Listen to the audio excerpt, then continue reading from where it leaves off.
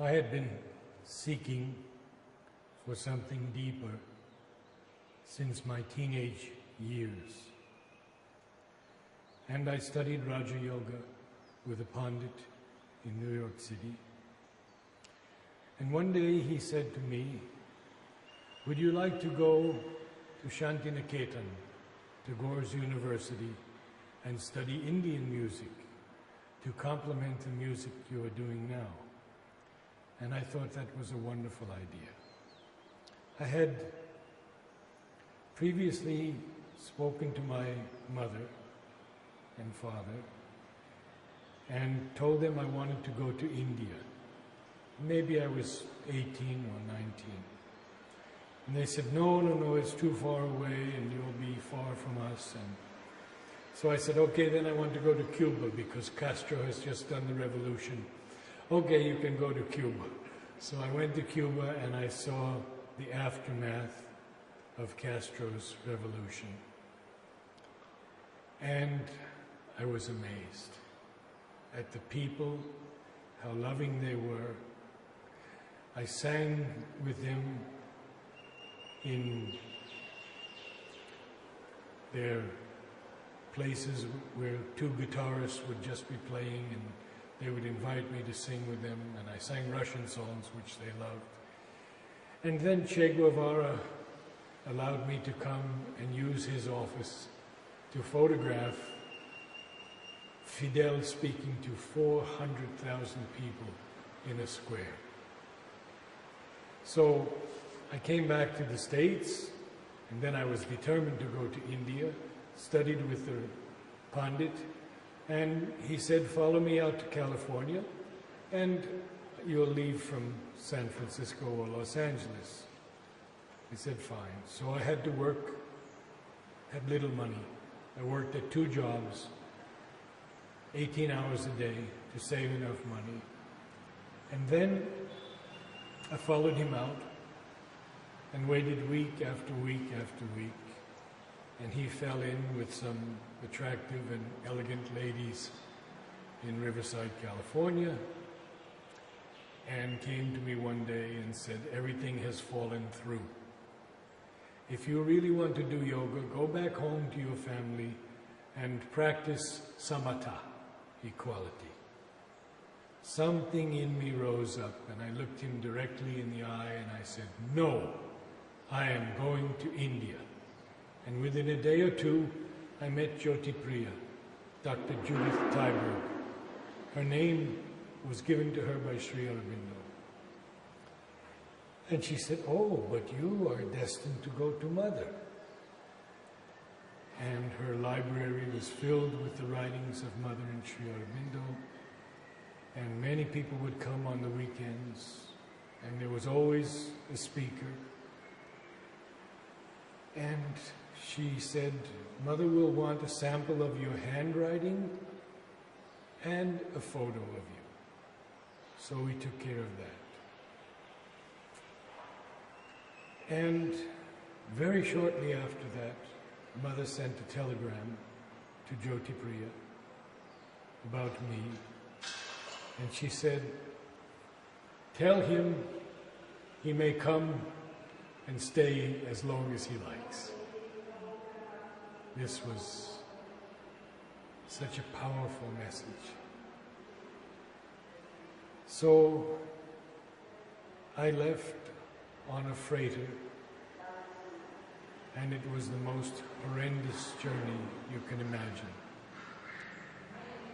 We hit a typhoon off Alaska, and the front deck was filled with huge redwood timbers that I watched snap off like toothpicks into the water until the deck was clean. The captain and all the crew were praying, all Japanese, and he said to me, 1 more degree and we capsize. And I knew we wouldn't capsize because I had to come and see Mother. I arrived on the 23rd of November and saw Mother for the first time, November 24th, Darshan. Very shortly afterwards, within a few days I believe, I had my interview with her, which lasted about 1 hour. Just the two of us. I entered the room and she was seated in the chair. And it was so powerful. She gave me this beautiful smile, said bonjour, and then she said, would you like to talk or would you like to meditate? Well, I had just turned 23 years old. I didn't know anything about meditation. I tried to be quiet when others said they went into meditation. So I said, meditation, Mother. And then it began. And she gave me my initiation. And I've not spoken much of this, but I think I can say this now because 50 years will have passed next year. It was 1961. Suddenly, as my eyes were closed, these huge flames started rising from my chest and my heart. And I knew that I was burning up, or something was burning up, but there was no heat. And I was watching these incredible flames rising out of me. And then, of course, I broke down weeping. And I looked at Mother. And Mother said, you have just begun. The potentialities are very great. And I'm not told this, I don't think, to anyone. Because potentialities are only potentialities. And I have a long way to go on this path. Then we began speaking. Mother asked me about my music. At the time I was in Hunter College in Manhattan, studying for the Metropolitan Opera on a scholarship by a very generous and kind lady who was a star of the Met. Her name was Regina Resnick. And I was studying with her teacher, Rosalie Miller. So I was singing opera, lieder, art song, and the music was somehow inside of me. I can't actually explain. And Mother said, is the music with you now? I said, yes, Mother. It is always with me. And Mother smiled and said, not always. And then she took it away for some time so that I could develop in other ways. But to continue, she told me about different musicians, what they had brought down. And at one point she said, the music most heard in the subtle spheres is that of Chopin, but I don't know why. She just simply stated it like that. Then she became very quiet and looked at me, and in a powerful voice, she said, you must bring down a new music.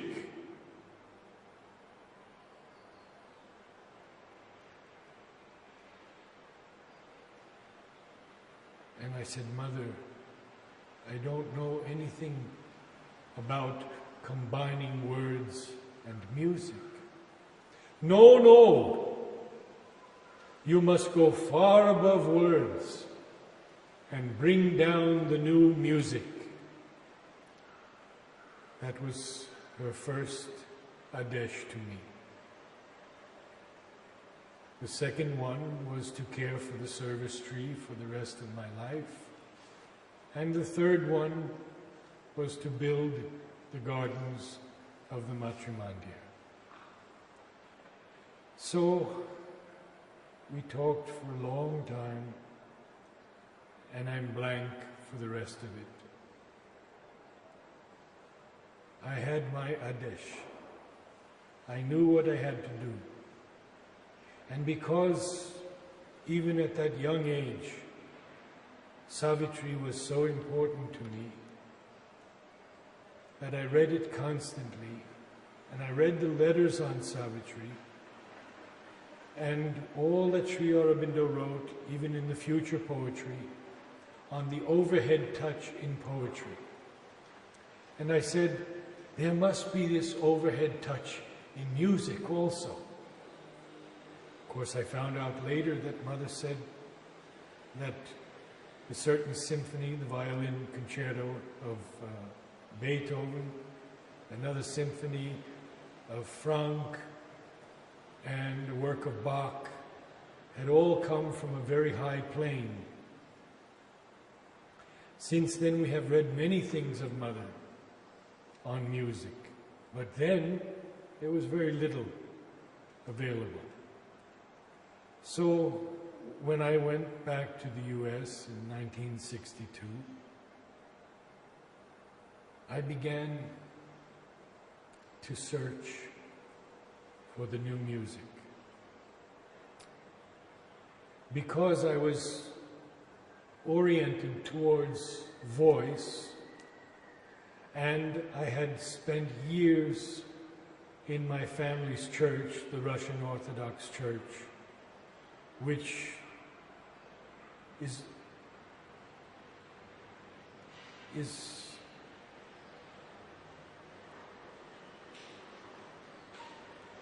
one of those places which can be sanctified in one's own being through their music. All a cappella, no instruments allowed in the church. And I sang with choir after choir after choir, and learned the great music of Tchaikovsky, Rachmaninoff, Chesnikov, Grachaninov, and so forth. So I had that background. And as I look back, I know that Mother had been guiding me all along. Because she said of all the instruments, the human voice is the most beautiful. I listened to thousands and thousands of pieces of music to find the overhead touch in music. And I found it here and there in certain pieces. Not only choral music, but as an example, Barbara's Adagio. And I kept looking and searching. I listened to all kinds of music. And then it was around 1965, I had an inspiration to write to Mother and ask her what music she hadn't heard in all the years since she came finally to Pondicherry. I wrote her a 2-page letter, and she wrote me back, underlining Debussy and Ravel, and said, "Of these I have heard most of what they have written. Below this, I have not heard anything, and I would be very happy to listen to whatever you send." So I worked in a record store. No CDs at that time, only vinyl records and cassette tapes. And the man I worked with, the manager, was a musicologist. So with him I chose what we felt was the finest music of the 20th century. and selected 50 records, which I sent to Mother. And every day she listened to one. I sent her rock and roll. I sent her electronic music, Edgar Varese. I sent her all kinds of modern music, Alban Berg, and 12-tone systems, Stravinsky. So this was all part of this search for the new music that she told me to bring down. I began a small choir. I wouldn't call it a choir. But let me go back just a little bit and talk about the first choir I had in the ashram. There were about 20 people, many of whom are still here today.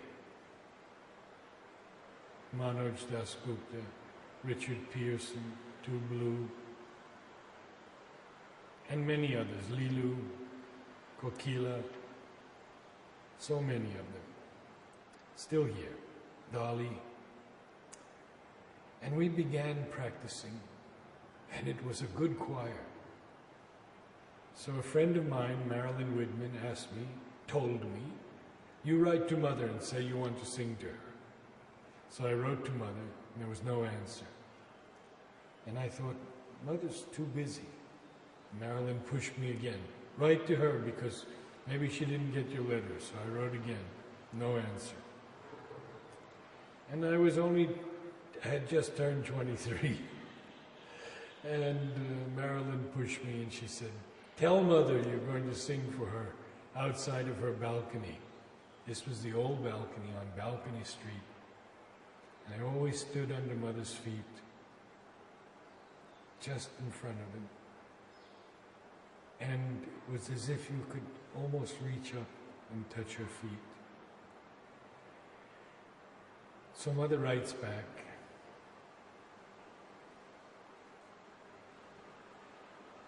I would like you to sing by the Samadhi. The word spread, and being a callow youth, I had no idea that this would be a darshan. And Mother comes down the stairs and the window is open for her, overlooking the Samadhi. And we just have enough room to walk in with the choir and stand, me facing the Samadhi, the choir facing Mother. So she's there. And I begin the first piece. And it's a total disaster. My friend Dmitri von Mohrenschildt, whom I had known in America when he was at Dartmouth College, said it was probably the worst sound he had ever heard. What happened was that we had never sung outside before, and the wind took all the voices. No one could hear anything. I turned to Mother, I looked up at her, I did pranam, and I said, Mother, we are singing for you. The rest of the concert, not one mistake. So now back to this small group in Aurobindo. Mary Helen, Shraddhavan, Alan Klass, myself, sometimes one or two others. And we just began singing. Sometimes singing and reading a poem. And in the old hall of Bharat Nivas, the sound was incredibly beautiful. And then we wrote to Mother. I don't remember the whole thing. But Mother told us a little bit more. She said, first of all, sit in a circle and have no preconceived idea as to what you will sing. Then she said, there is a music waiting to come down, and it is just above the head.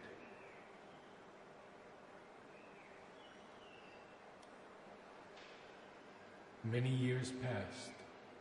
I kept listening and listening for the new music. Mary Helen went through 3.5 years of ovarian cancer. She was given 3 weeks to live. We were told by the doctor to fill out our wills and do all our paperwork. She would be gone in 3 weeks. The surgeon opened her up and said he couldn't remove any of the cancer. It was like cement was thrown into her stomach. And at a party the next evening, the surgeon was talking with the Bengali doctor whose work was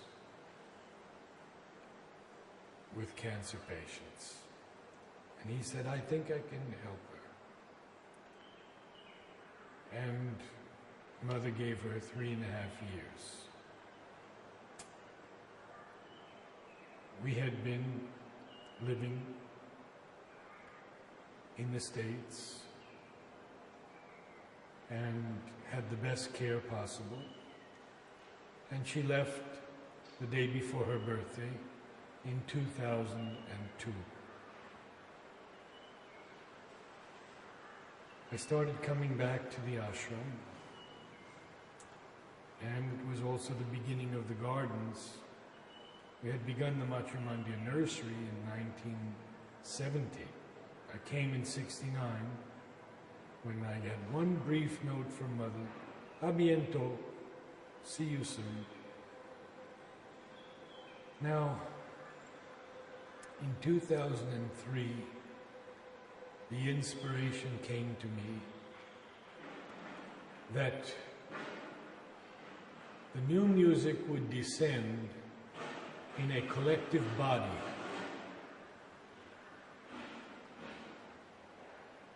And this was a very powerful experience. How to do this? We had no roadmap, no guidelines other than those few words from Mother. I went to Nolini, 1979, I believe it was, or 80, on my birthday. And I think this was the key that he gave me. I had written 2 pages on Aurobindo and all of its problems, and he responded to this in detail and told us Mother was trying 1,000 different ways in Aurobindo. And then he became very quiet also, and he said, pointing at Mary Helen, "Your body." Then he pointed to me, and he said, "And your body." And then he pointed to himself, and he said, "And my body." We think they are different bodies. They are not. They are all her body. She has put a part of herself into each of us. And then what came was Om. To sing Om in a new way. A group soul gathering together with no preconceived ideas, with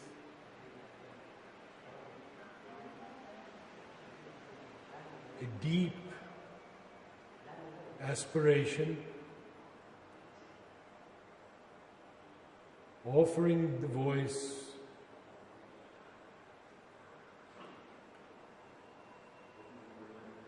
opening the being to receive the descent of the new music.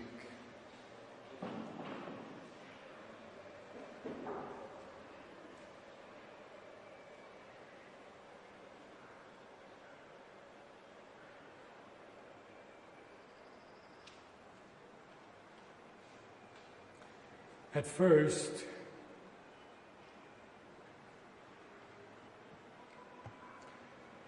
perhaps there was not so much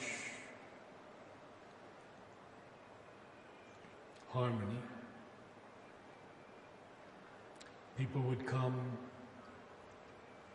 and feel that it was a venue for showing off their voice. But over the years, and now we're in our 7th year, it deepened and deepened and deepened. And as we went deeper, the greater music descended. As we realized that we were one sacred body, offering itself to the divine. And I have often quoted the first sentence of the Mother, which I don't have with me, so I can only paraphrase it. But Sri Aurobindo said, there are 2 powers that alone can effect, in their conjunction, the great and difficult thing which is the aim of our endeavor. A fixed and unfailing aspiration that calls from below, and a supreme grace from above that answers. This is the Om Choir. Attendance has grown from a few people in the ashram to 45 to 60. Older ashramites. Then at Savitri Bhavan, in this very room, we have had up to 100, 120 people singing Om. And the power of this is so great that people have visions constantly. Not only visions, but I'm told of healing experiences, chronic pains disappearing. And though I don't have the inner vision, because basically I'm just a prayer. And when we gather, I ask the Divine to bless each one who has come for this sacred work, because it is a collective, a true collective experience. And I don't know of many of these where we are all at least aspiring to recognize that we are one group soul, come down to do the Mother's work. Many people come who are tone deaf. They can't either hear the note or they can't reproduce it. But all are welcome, because we have to throw out our judgmental notions of good and bad music. Who can judge another's aspiration, another's sincerity? And musicians especially have to get rid of the notion of Eastern music, Western music. This is a totally new music. It is a music that has the power through Om of transformation, of effectuation, of healing, coming through our bodies, descending into our bodies, and going into the earth. And so, wherever people want to begin an Om choir, I offer to go. In Lodi Ashram, regularly, there is an Om choir. Now, in Colombia, they want to start an Om choir. We have an Om choir in South Carolina every year. In the annual Om meetings, there's always an Om choir. And recently, I was asked to meet with 8- and 9-year-olds, and we sang Om together in Delafon, in the ashram. And it was so beautiful.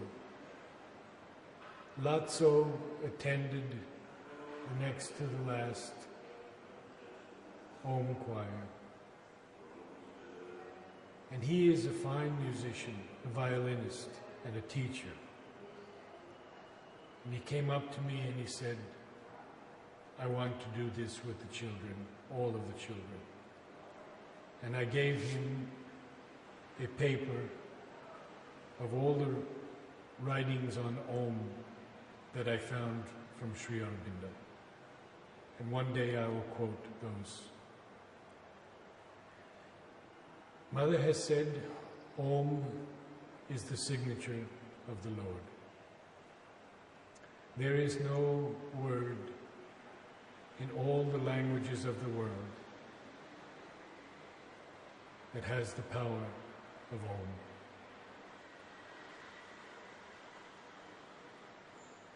I can also say that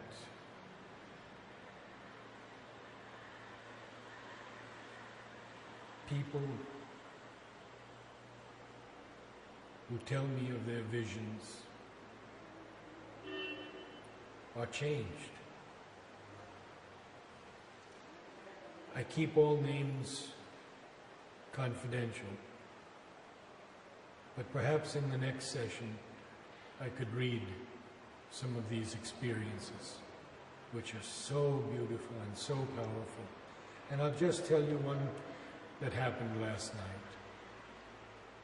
An elderly lady at the end of the Om choir came to me and held my hands, put her head against my head and my hands.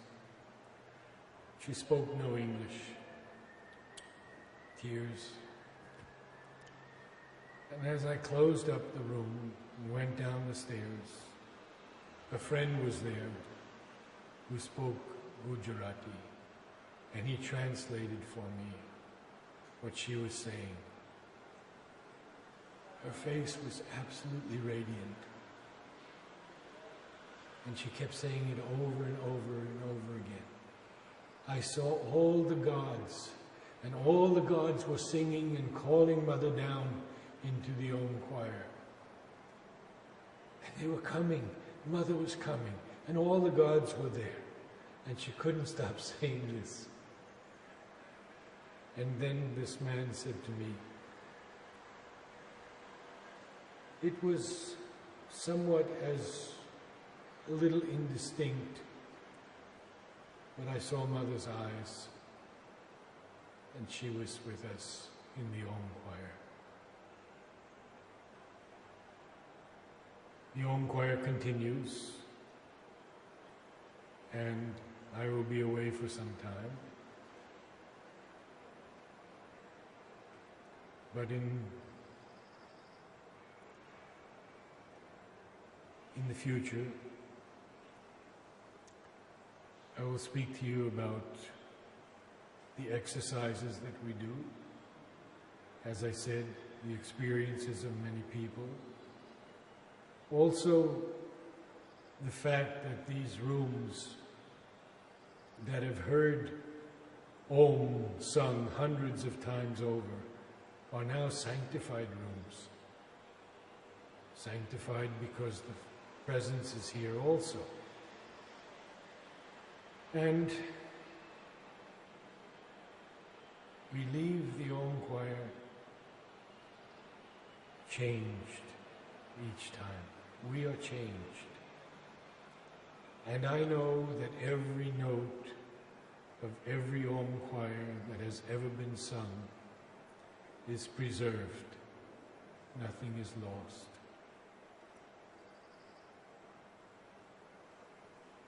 Thank you.